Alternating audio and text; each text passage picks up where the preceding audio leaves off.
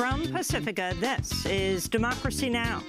If European foundational values are at risk in Catalonia, they will also be at risk in Europe.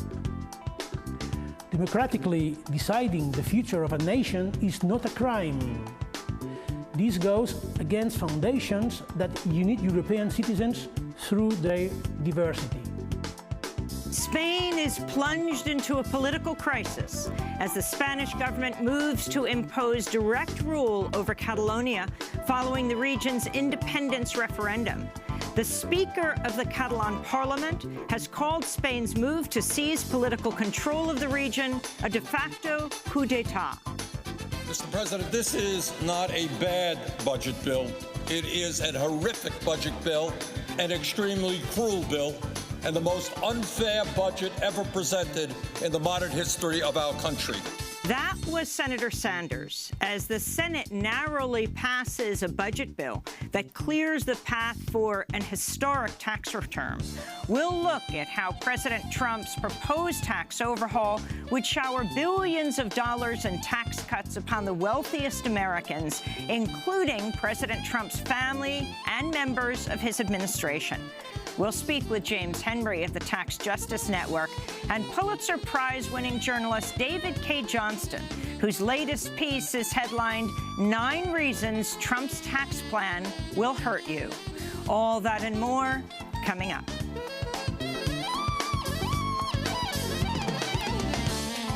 Welcome to Democracy Now!, democracynow.org, the War and Peace Report. I'm Amy Goodman.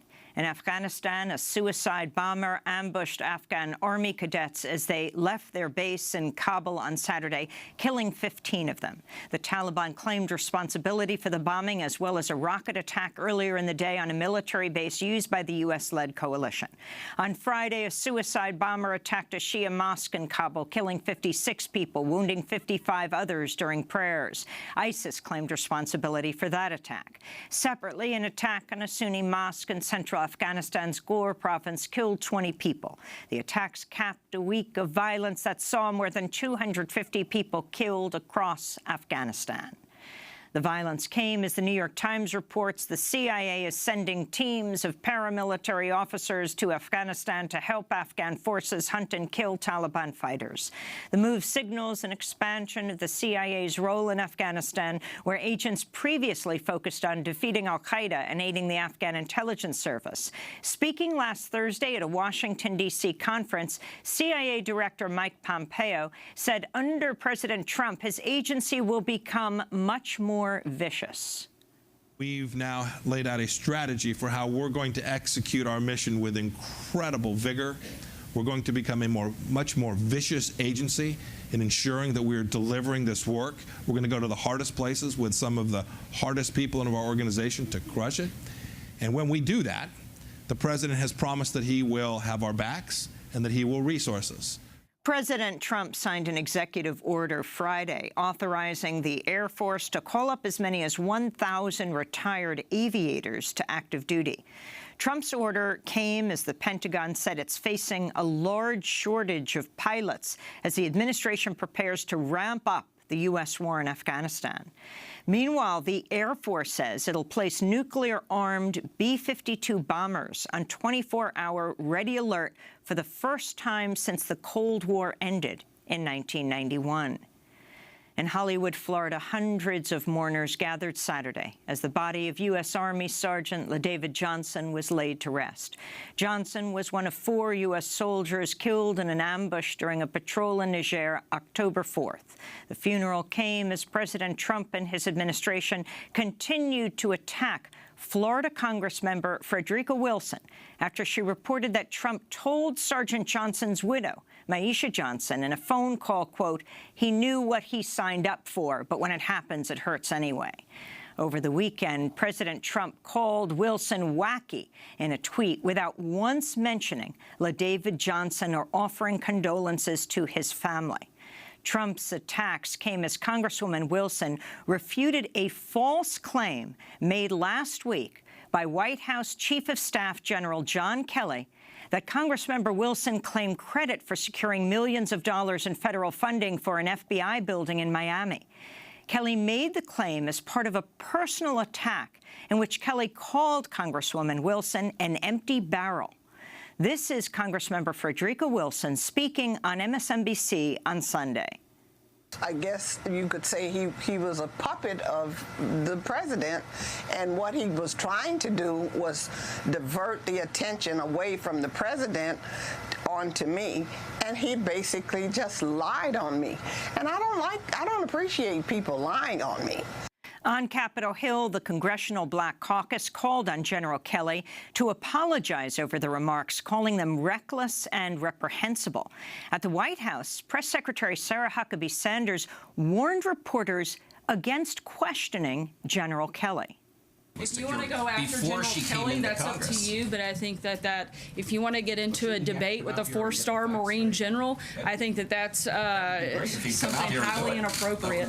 The controversy over Sergeant LaDavid Johnson's death in Niger came as senators expressed surprise over the weekend that there are even 1,000 U.S. troops stationed in Niger.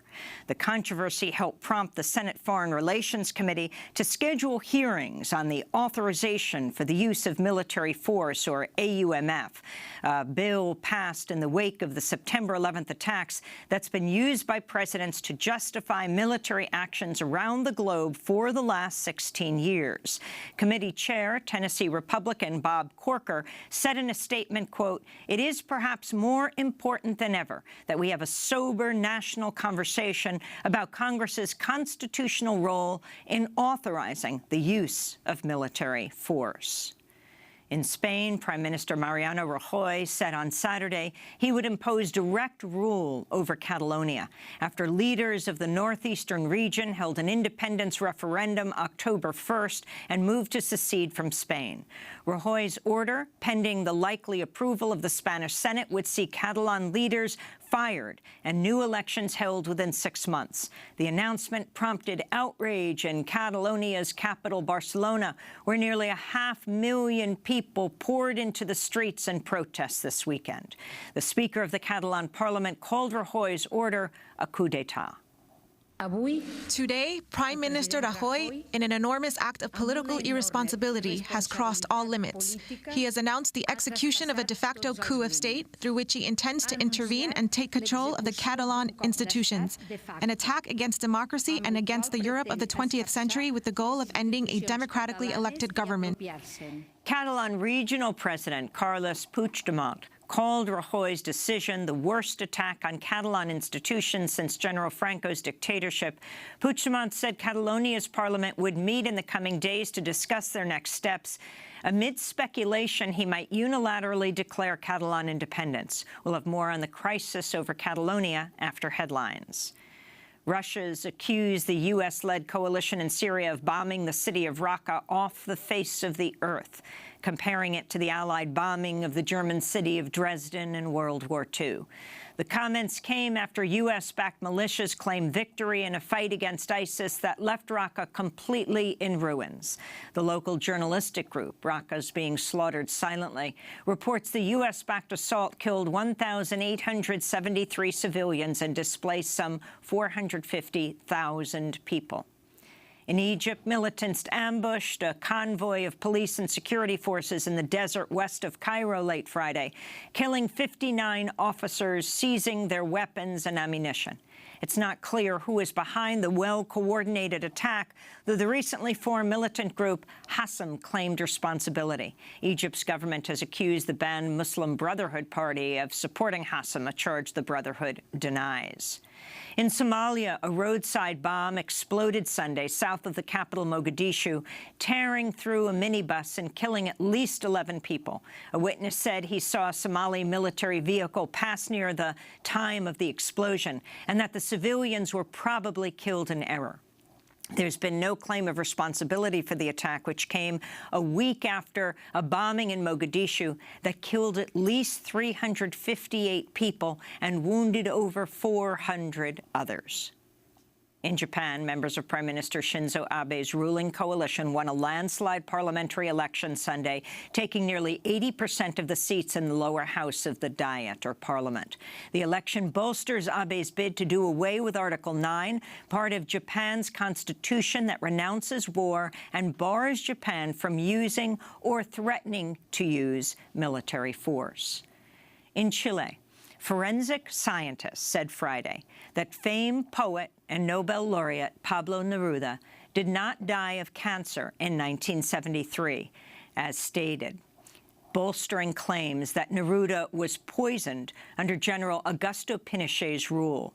Neruda's driver has claimed he was poisoned by a stomach injection administered by doctors. Neruda, who won the Nobel Prize for Literature in 1971, was a close friend of the ousted President Salvador Allende, who died when the Pinochet forces rose to power on September 11, 1973. Forensic experts say they'll need up to a year to determine the true cause of Pablo Neruda's death. Back in the United States, former Fox News host Bill O'Reilly secretly settled a sexual harassment claim for $32 million in January, the sixth and by far the largest such settlement during O'Reilly's tenure at Fox. Despite the settlement, Fox News renewed O'Reilly's contract in February, agreeing to pay him $25 million a year before mounting scandals finally forced him from the network in April. The settlement came after longtime Fox News contributor Liz Weil accused O'Reilly of repeated harassment, a non-consensual sexual relationship, and of sending her unwanted pornographic emails. Meanwhile, the Los Angeles Times reports 38 women are accusing Hollywood screenwriter and director James Toback of sexual assault and harassment. In separate interviews, the women describe how Toback would lure them to a hotel room or movie trailer with the promise of making them a Hollywood star before masturbating in front of them or making unwanted sexual contact. Toback denied the charges, telling the LA Times he'd never met any of the 38 women, or if he had, he didn't remember them. And in Jackson, Mississippi, the local school board has voted overwhelmingly to rename the Davis International Baccalaureate Elementary School after President Barack Obama. The campaign began after a former fourth grader at the school wrote a book review of a biography of the former Confederate President Jefferson Davis, after whom the school is named. And those are some of the headlines. This is Democracy Now!, democracynow.org, The War and Peace Report. I'm Amy Goodman. We begin today's show with the political crisis in Spain. On Saturday, Spanish Prime Minister Mariano Rajoy said he's moving to impose direct rule over Catalonia, stripping the northeastern region of its autonomy in efforts to crush Catalonia's independence movement. Following an emergency cabinet meeting on Saturday, Rajoy said he will invoke Article 155 of the Constitution, which has never been used in Spain's modern democratic history. Pending its likely approval by the Spanish Senate, Article 155 will allow Spain to fire Catalonia's elected leaders and seize control of its police forces and public broadcast channel. The move comes in response to Catalonia's independence referendum earlier this month. The Catalan regional government said 90% of Catalan voters chose independence in the referendum. More than 800 people were injured during the vote when Spanish police attacked them. The police storming polling stations, firing tear gas, and physically attacking the voters. This is the Spanish Prime Minister Mariano Rajoy speaking Saturday. La facultad de disolver. The ability to dissolve the Catalan government, if the Senate decides to do so, the powers of the Catalan parliament will be transferred to the president of the government. The president of the government, if the Senate decides, will have to call for elections in a maximum of 6 months. However, I want to do this as soon as possible to recover institutional normality, which, without doubt, is one of our goals for the future. And for that, it is important that we all work for recovering constitutional normalcy. Prime Minister Mariano Rajoy's announcement prompted outrage in Catalonia's capital, Barcelona, where nearly 500,000 people poured into the streets in protest. The Speaker of the Catalan Parliament called Rajoy's order a de facto coup d'etat. Today, Prime Minister Rajoy, in an enormous act of political irresponsibility, has crossed all limits. He has announced the execution of a de facto coup of state through which he intends to intervene and take control of the Catalan institutions, an attack against democracy and against the Europe of the 20th century with the goal of ending a democratically elected government. Catalan leader Carles Puigdemont called Rajoy's decision the worst attack on Catalonia since Franco's dictatorship. Puigdemont said Catalonia's parliament will meet in the coming days amid speculation he might unilaterally declare Catalan independence. For more, we're joined in Los Angeles, California, by Dominic Thomas, professor at University of California, Los Angeles, who specializes in European politics. He's chair of the Department of French and Francophone Studies. Welcome to Democracy Now! Professor Thomas, can you start off by talking about just what happened over the weekend in Catalonia and overall in Spain? Right. Well, thank you so much for having me on your show. So this all started off with the Prime Minister holding a cabinet meeting in order to discuss how to proceed with the actual non-declaration of a referendum, but nevertheless to bring, in his mind, the region of Catalonia back into line.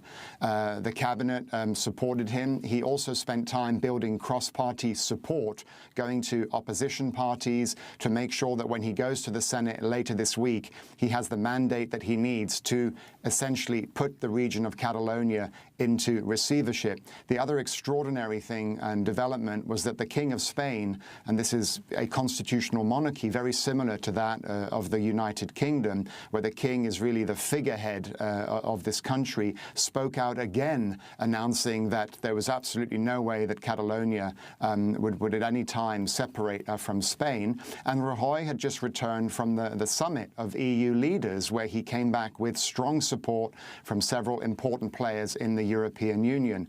At that particular point, then, the Catalonians responded and spoke out. And I think one of the most symbolic moments was when the leader of Catalonia, Carles Puigdemont, spoke in front of a European Union flag and in front of the Catalonian flag and shifted during his intervention into English, appealing to the international community and to bring attention to the fact that, as far as they are concerned, their basic democratic rights are being suspended in the region. Well, let's go right now to the Catalan leader, Carles Puigdemont, speaking this weekend against Spain's plan for direct rule. At one point in the speech, he switched into English. If European foundational values are at risk in Catalonia, they will also be at risk in Europe.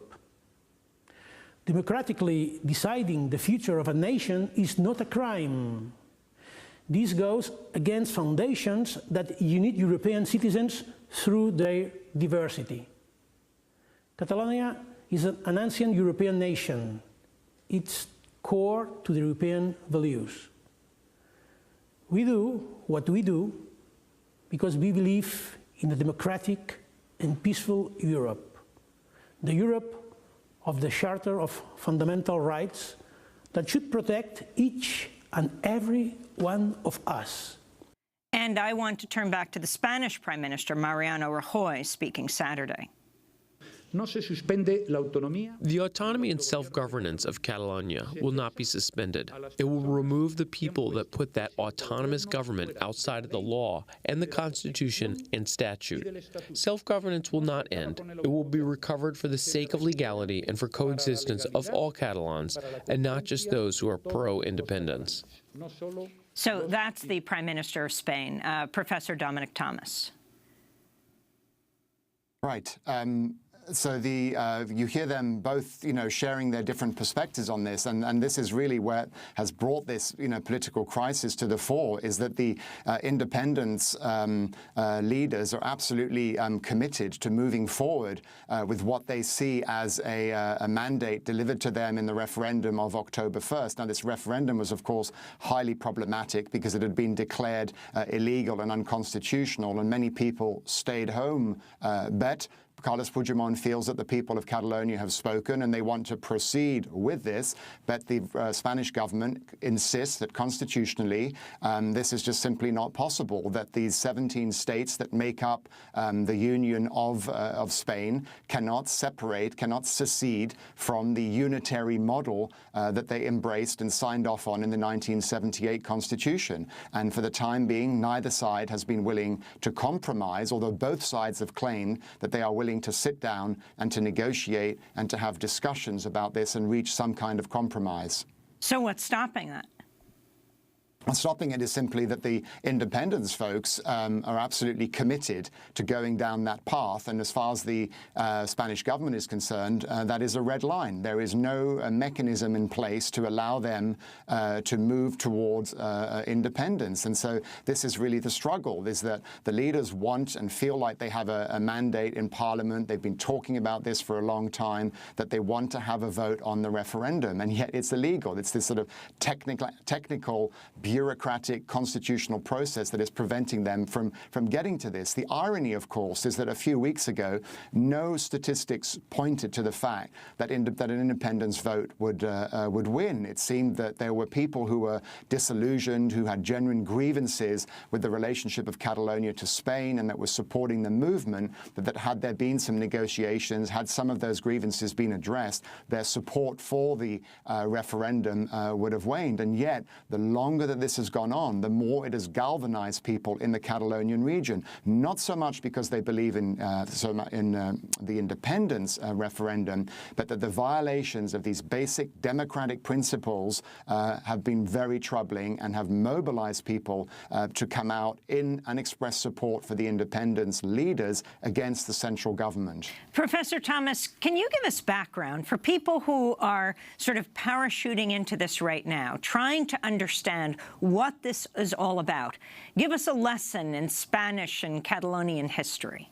Well, it's a long history. I mean, the roots of the region go back, one could argue, all the way to the medieval period, and that the history of the formation of Spain as a constitutional entity, as a monarchy, Catalonia has always been part of that. It is a region that has its specific language, its specific cultural roots, that has been operating economically and politically as part of one of the 17 states, but as an independent state that has developed its own cultural background, forms of expression, and so on. And during the Franco dictatorship from the late 1930s all the way through to the 1970s, they were persecuted. Their language was banned in schools and so on. And this has left a certain resentment vis-à-vis the centralized government in Madrid.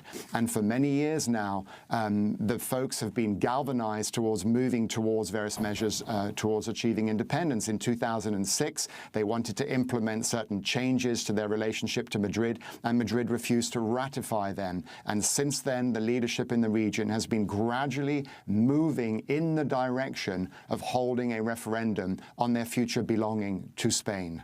And talk more about Article 155 and why people of Catalonia are so deeply concerned at not being invoked since the fascist general Franco was in power. Right. It's never been used, and it's actually, vague. The one thing that's not vague as far as Prime Minister Rajoy goes is that he has the right constitutionally to bring regions into compliance if they attempt to break away from the centralized state. What's interesting, though, about that dynamic is really the optics, is that if one just looks at the ways in which the government has behaved leading up to the declaration of Article 155, preventing people from going to the ballot boxes at the referendum, incarcerating some of the political leaders from the region, threatening the head of police, and then bringing the European Union in to support them, is that in terms of the optics of this, I think that people's grievances against Madrid and this feeling that the Madrid central government is overreaching have been enforced by this. And this is, of course, one of the main arguments that has been used by the separatists, is that Madrid is too interfering in the region. So even those people who might not have automatically have been in favor of the referendum find this treatment and this way in which the European Union and Prime Minister Rajoy have dealt hypocritically with some of the fundamental questions of democratic rights in the region have disturbed people. I mean, 900 people were injured when the Spanish police attacked voters on this referendum day.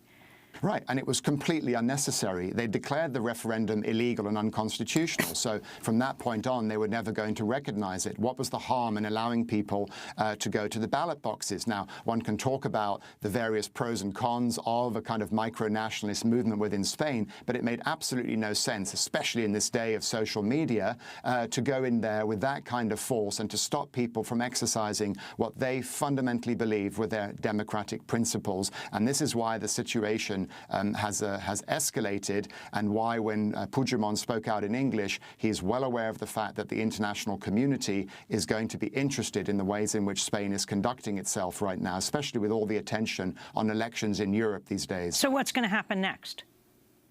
Well, later on this week, the Prime Minister is going to go to the Senate. He's most likely going to get support, and they're going to go in and essentially put the region into receivership. In the meantime, the only way out for the separatists and for the Catalonians is to preempt this by going to Parliament, either declaring unilateral independence, which will of course escalate things even further, or to call regional elections themselves rather than the central government doing it, and hopefully, from their point of view, return a parliament that has been democratically elected by the people, that will give them the mandate to hold a referendum. And the outcome of that is highly unpredictable. This is also what is so problematic about the central government in Madrid insisting that they have regional elections. They already had regional elections. They already returned a democratic region leaders to that area. And what it looks like is that Madrid is trying to shape the outcome of the election, to hold an election and to hope that a sufficient number of people return a government that is not pro-referendum, and in so doing will humiliate the independence leaders in the region. And this will only further divide people living in this part of the country, in which families are being torn apart, businesses are flocking out of the region, and they're facing a deep economic as well as political crisis. Professor Dominic Thomas, you specialize in European affairs, and I wanted to shift gears a bit and ask you about Austria, where Conservative leader Sebastian Kurz has been tasked with forming a government after he won a slim majority in the snap elections earlier this month. Kurz campaigned on an anti-immigration platform, his Conservative Party now weighing whether to form a coalition with Austria's far-right populist Freedom Party, which won 26% of the vote in the Austrian elections, the Freedom Party founded by former Nazis 6 decades ago. Speaking last week, Sebastian Kurz reassured European leaders he would support the European Union. I'm not just glad we have this European Union, but I also see it as the responsibility of my younger generation to actively engage and shape the EU in a positive way. Any government I form will be a pro-European one, a government that wants to actively shape Europe and change it for the better. So we just played this clip of the leader in Austria. Professor Thomas, can you talk about the rise of right-wing nationalism in Europe? Start with Austria, and also how President Trump has affected this movement. Professor Thomas. Professor Thomas, we're going to go to a break, and then we're going to come back to this discussion. Stay with us.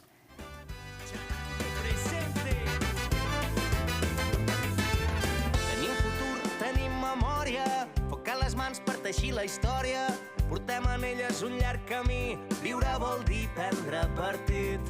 No volem fum, no volem dreceres, aquí no venim a fer volar banderes. Comptem amb tu, ara no pots fallar, un dia per tornar a començar. Gent de mar, de rius i de muntanyes, ho tindrem tot i es parlarà de vida. Gent de mar, de rius i de muntanyes, ho tindrem tot i es parlarà de vida.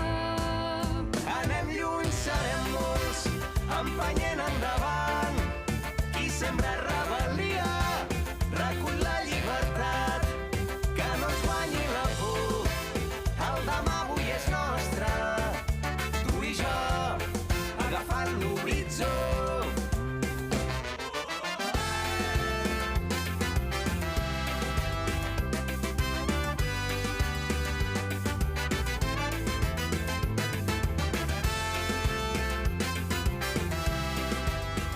Taking the Horizon by Thurango here on Democracy Now!, democracynow.org, The War and Peace Report. I'm Amy Goodman. As we continue with Professor Dominic Thomas, who heads up he chairs the Department of French and Francophone Studies at University of California, Los Angeles, at the UCLA. Professor Thomas, I asked you about the rise of conservative and right-wing parties and politics in Europe, starting with Austria, where the conservative leader, Sebastian Kurz, has been tasked with forming a government after he won a slim majority in the snap elections earlier this month. And also wanted to ask how Trump's presidency here is affecting European politics. Right. So as I was just saying, what was remarkable about the Austrian context is whereas other European leaders had explicitly said during their campaigns that if the far right performed well, that they would not consider entering into coalitions with them, the sitting foreign minister, Sebastian Kurz, running for the OVP party, when he came out on top and throughout his election said that he would absolutely consider working with this far-right party. And what was interesting in the development of that is that essentially it has allowed these far-right views to be mainstreamed and to accepted. And in the end, about 60% of Austrian society elected a chancellor and the far-right group, if he does indeed go into the coalition with them, on a platform that is, anti-immigration and so on too. The Trump presidency has shaped European elections in different ways over the past 6 months. First of all, Trump's position on the international stage has led to a widespread consensus that essentially that America has vacated the world of foreign policy leadership and ethics and are turning to new leaders. So in the German election, this worked in Angela Merkel's favor because she offered stability and continuity in the face of this sort of dwindling American set of influence. But the other aspect with the Trump presidency that has given value and credence to so many of these groups in Europe has been around the question of nativism. And you've seen so many political candidates arguing sort of Austria first, Germany first, France first. Let's take place of our domestic concerns. Let's reduce immigration. Let's target Islam and so on. And these are some of the ways in which Trump has given some kind of credence and value to these political parties. And it's really quite disturbing. Let's go back to the major speech that President Trump made in Poland in July, when he said the future of Western civilization is at stake as he warned against the threats of terrorism and extremism. Trump spoke in Krasinski Square near the site of the 1944 Warsaw Uprising against the Nazis. This continent no longer confronts the specter of communism. But today we're in the West, and we have to say there are dire threats to our security and to our way of life. You see what's happening out there. They are threats. We will confront them. We will win. But they are threats. We are confronted by another oppressive ideology, one that seeks to export terrorism and extremism all around the globe. America and Europe have suffered one terror attack after another. We're going to get it to stop. President Trump's speech was often interrupted by applause. According to news reports, supporters of the right-wing Polish government were bussed in to hear Trump's speech. Professor Thomas. Well, what was so disturbing, I think, about that speech is, and there are many aspects, is first of all this idea that there is such a thing as the West versus the rest and so on, and that in fact these societies are not already incredibly diverse, mixed and globalized. The aspect of that speech, particularly in Poland and some of these areas around there in Poland and Hungary and so on, if the European Union is indeed founded on some important questions of liberal democratic values and principles, what we find in Poland, what we find in some of the actions of President Trump, that interfering with the legal process, putting into question the validity of the local courts, challenging journalists and so on, are profoundly disquieting developments that have nothing to do with fundamental liberal democratic principles. And it was not surprising that he targeted that particular region of Europe to go and deliver this particular speech. We are increasingly seeing the rise of micro-nationalist positions that go along with these nativist, protectionist modes around Europe, and it's of great source of concern to the European Union today. In Britain, government figures show hate crimes have surged to record high levels over the last year, with more than 80,000 hate crimes reported in 1 year between March 2016 and March 2017. The researchers said the increase in hate crimes was fueled by the Brexit vote to leave the European Union, as well as the terrorist attacks in London and Manchester. About 80% of the attacks were racially motivated. Right. Then the question of immigration has been used by various government leaders and political figures to designate both aspects of it. On the one hand, the migratory flows into the European Union, and on the other hand, the question of immigration. In other words, the question of ethnic relations, of multiculturalism and diversity. And we saw this exploited by the Brexiteers during that political campaign, and their message echoed and has echoed that we've seen in other elections throughout Europe, in the French elections with Marine Le Pen, in the Dutch elections with Wilders and so on. So, of course, into that, the question of terrorism has fueled those kinds of questions, and increasingly putting limits on migration and increased border control, the very kinds of debates that we see in the United States today. Finally, Professor Thomas, this whole issue of the use of nuclear weapons.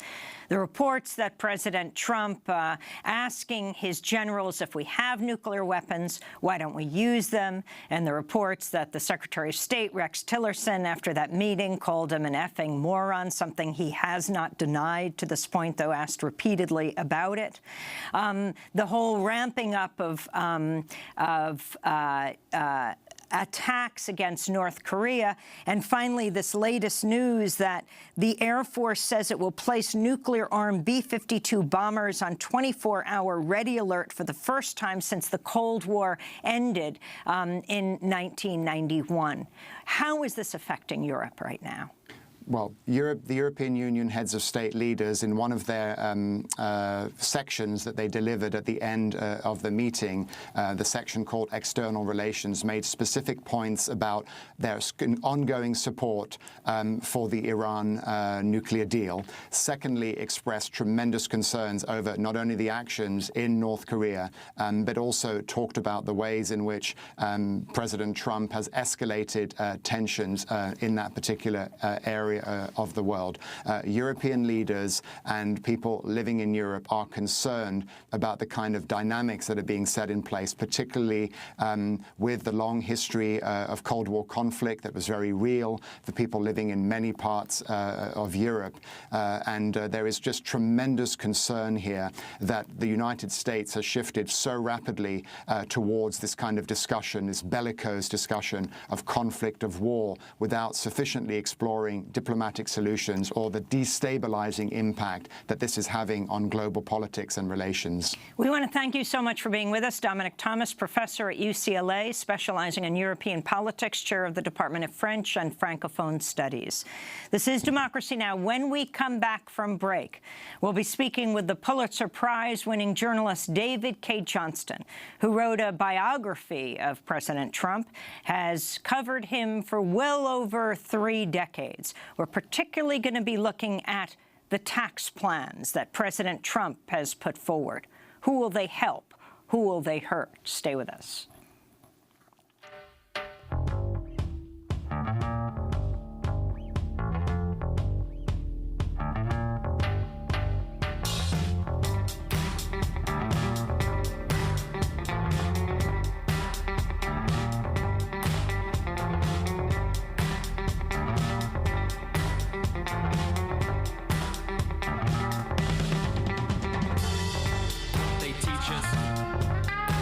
Procrastinate.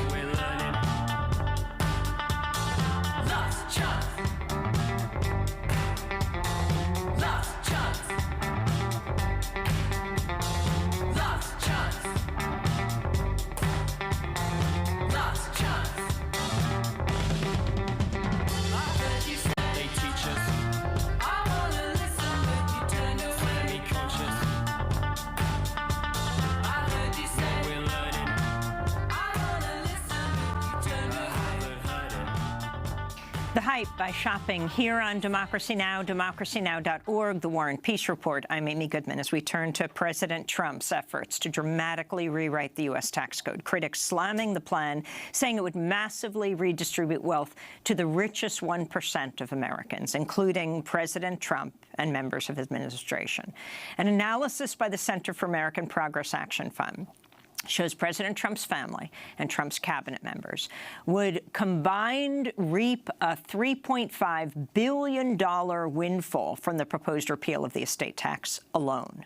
The plan also calls for slashing the corporate tax rate from 35% down to 20%. Earlier this year, Trump proposed cutting the corporate tax rate to as low as 15%. The plan also proposes lowering the tax rate on so-called pass-through income, in which the profits of a business are transferred directly to the business owners. Under the current code, the tax rate on pass-through income varies based on the owner's income, ranging from as low as 10% to as high as 39%.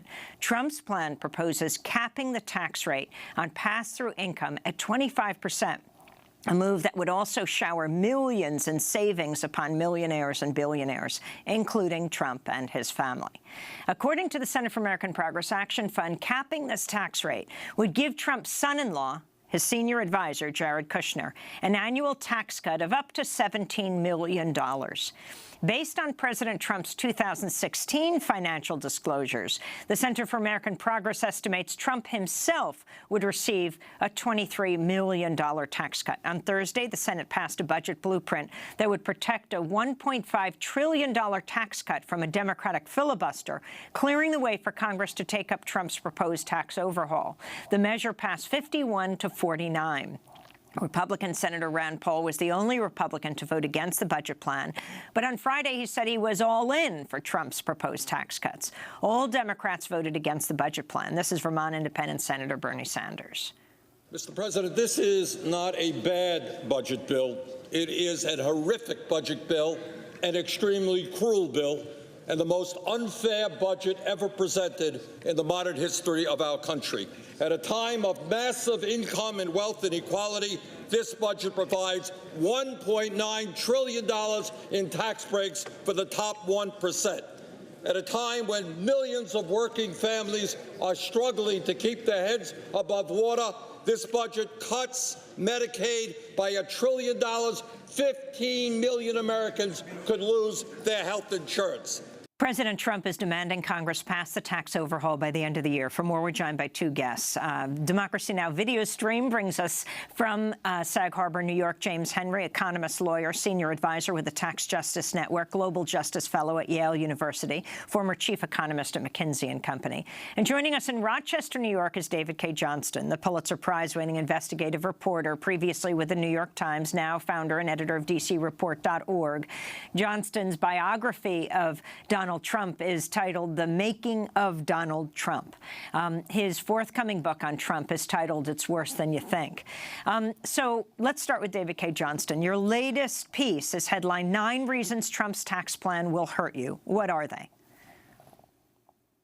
Well, essentially what the Trump tax plan, to the extent that we know what it is, Amy, is a plan to give tiny little tax cuts to most Americans, raise taxes on perhaps 1 in 5 families, and shower benefits on people who earn millions of dollars a year. If you make $40,000 to $50,000, the Institute on Taxation and Economic Policy estimates you'll get a tax savings of about $8 a week. If you make an income of $10 million, you're going to save about $1.5 million a year. As much as 2/3 of the tax cuts will go to the 1%. And this fits with a fundamental principle the Republicans have been pursuing for a long time. They don't use these words, but it boils down to the rich aren't investing and creating jobs because they don't have nearly enough money.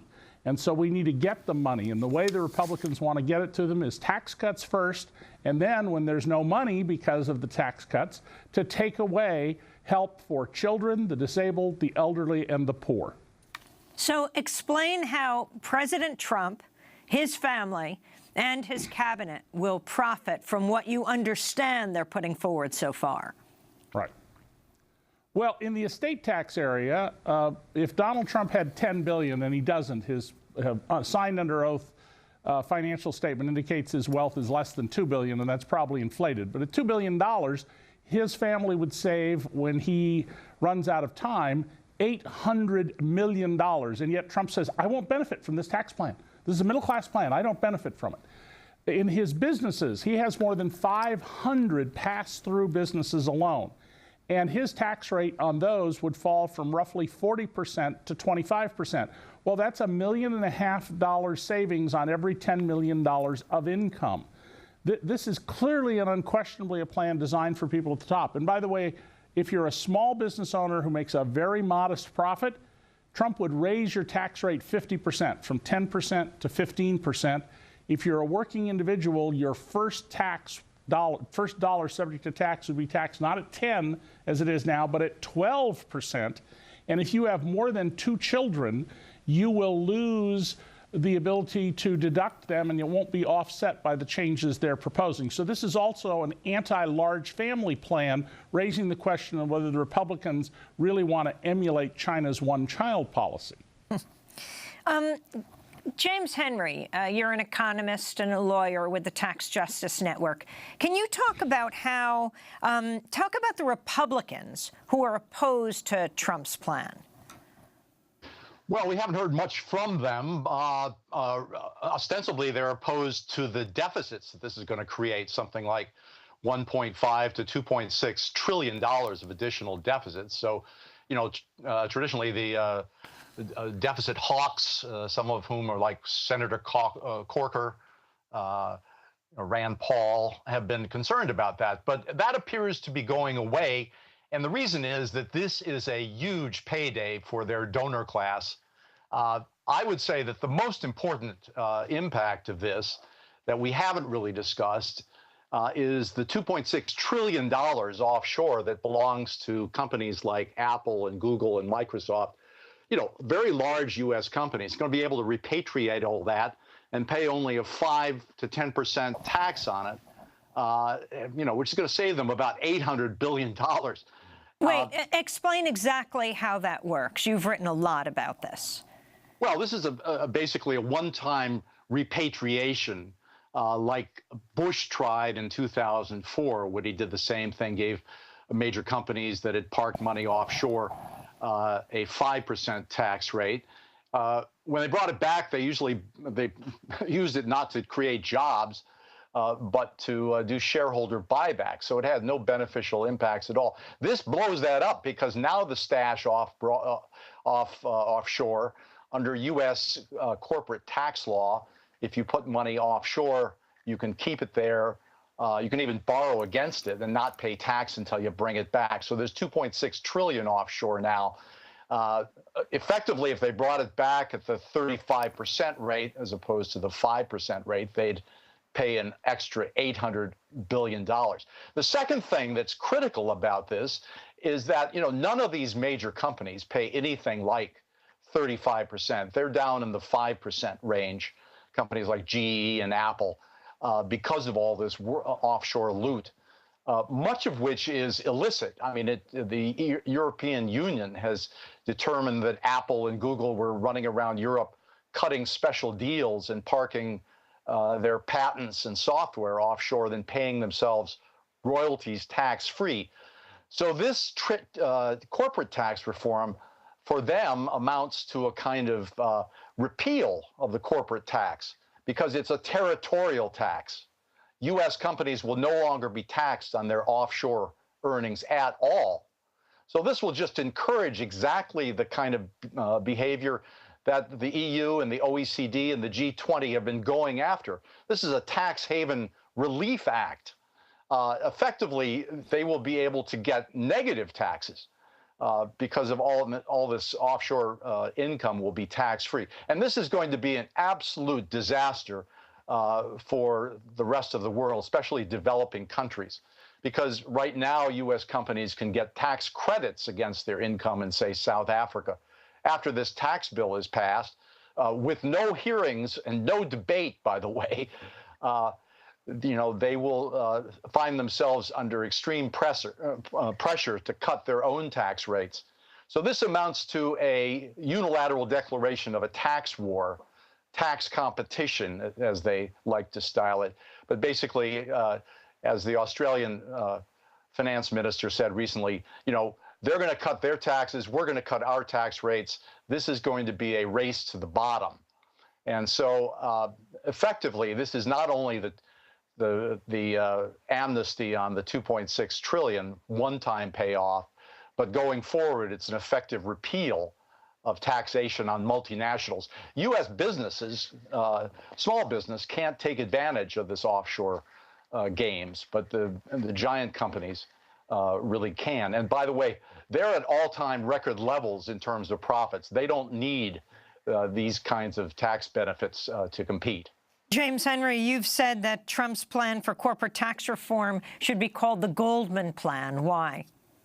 Well, it's written by the former Gary Cohn, who was a former Gary Cohen, who was the former president of Goldman Sachs, and he has 13 other members of former directors of Goldman Sachs in his administration. This is going to be a major benefit. Of course, Treasury benefit. Secretary Mnuchin. Of course. And it's going to be a major benefit, not only personally to these people because of their estate planning and the way they're taxed personally, but also Goldman is going to benefit directly because Goldman and other firms have major stakes in many of these companies that are going to get this huge payday. So this is going to be financed by a deficit.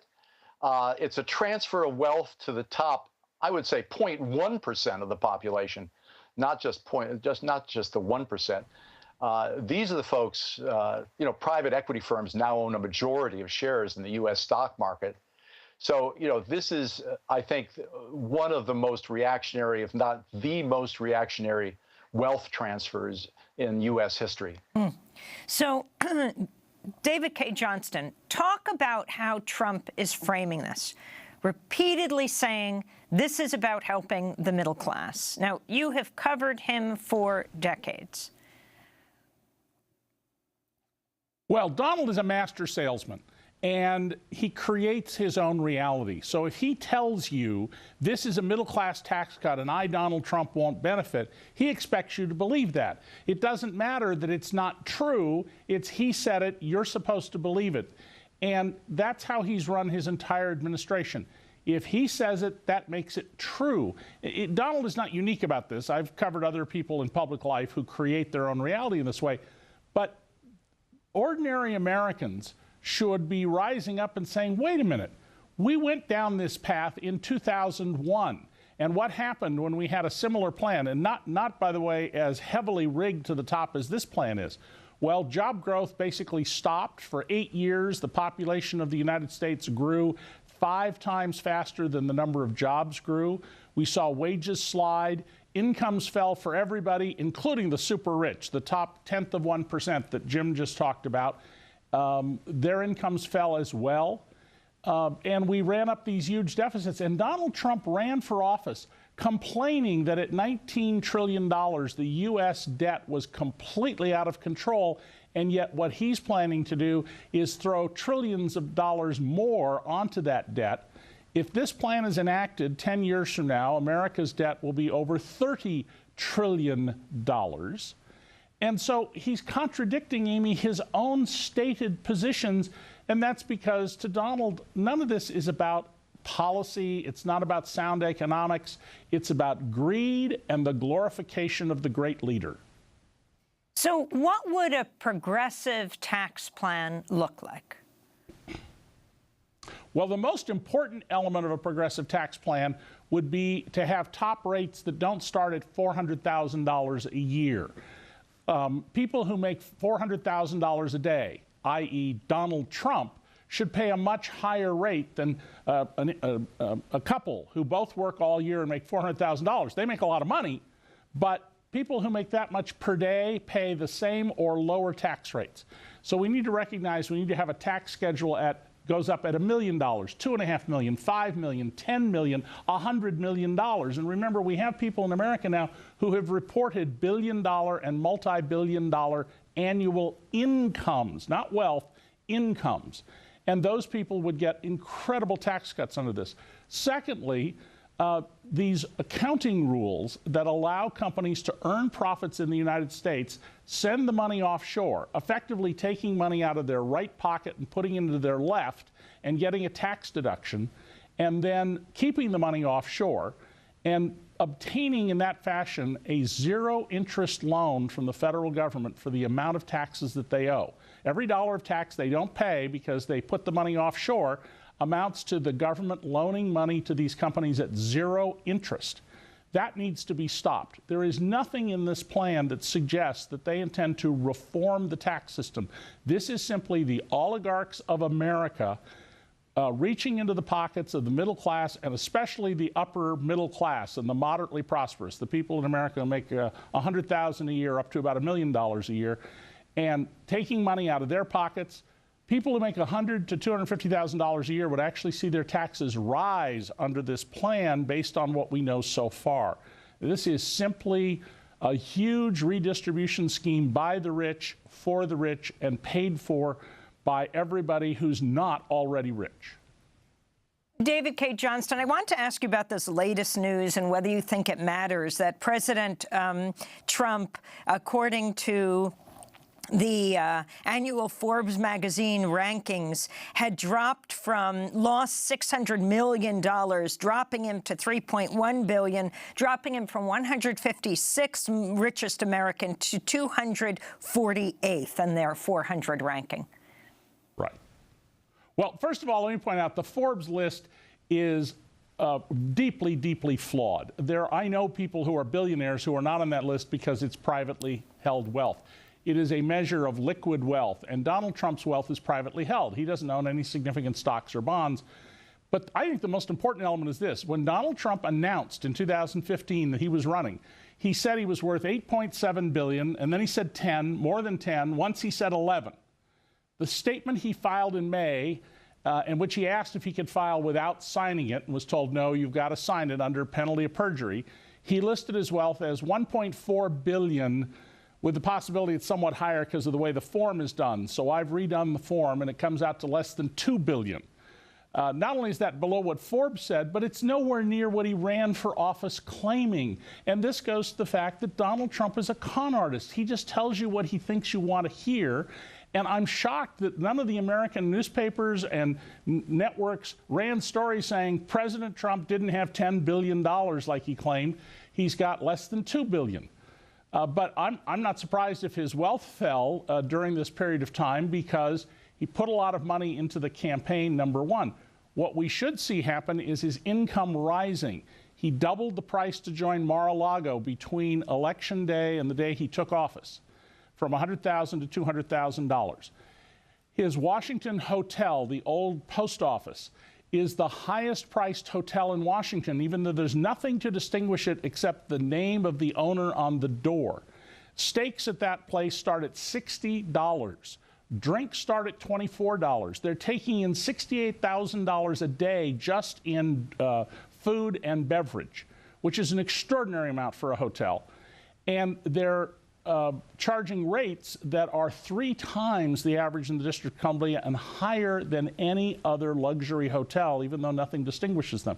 This is a kleptocracy in the making.